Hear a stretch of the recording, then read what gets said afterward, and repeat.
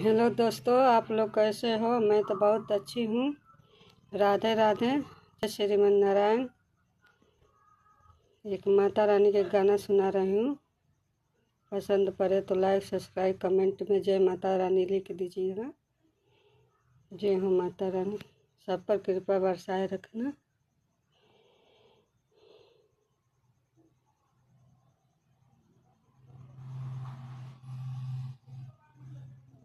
मैया बिना चले वाले करे हमरा रखवाली हो कि लाले लाले ना।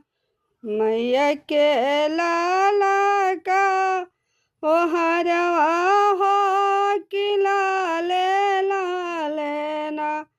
मैया के लाला का ओ हरवा हो कि लाले लाले ना। मैया बिना चले वाली करी हमरा रखवाली हो कि लाले लाले ना।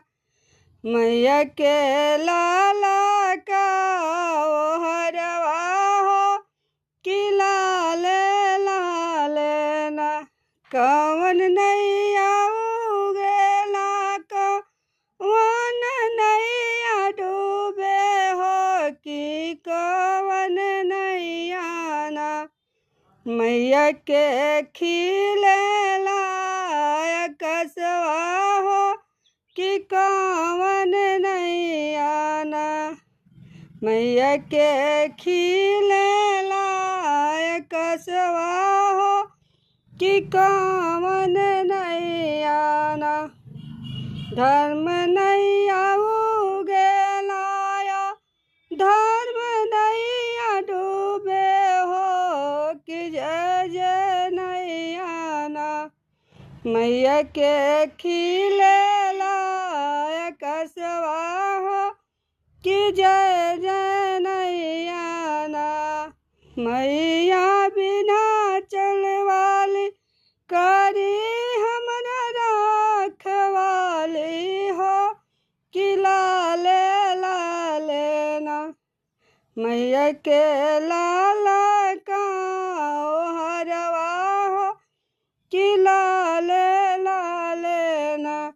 मैया ही थावे वाली करी हमरा रखवाली हो कि लाले लाले ना। मैया के लाला का ओ हरवा हो कि लाले लाले ना। भक्त जगावे अइले मैया के दुआरिया हो कि उठी मैया ना। मैया के लाला का ओ हरवा हो कि उठी मैया ना। मैया ही थावे वाली करी हमरा रखवाली हो कि लाले लाले ना।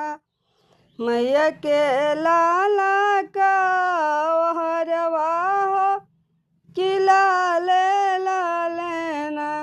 मैया बिना चले वाले करी हमरा रखवाली हो कि लाले लाले ना। मैया के लाला का ओ हरवा हो कि लाले लाले ना। जय हो माता रानी, सबको कृपा बरसाए रखना। जय हो माई।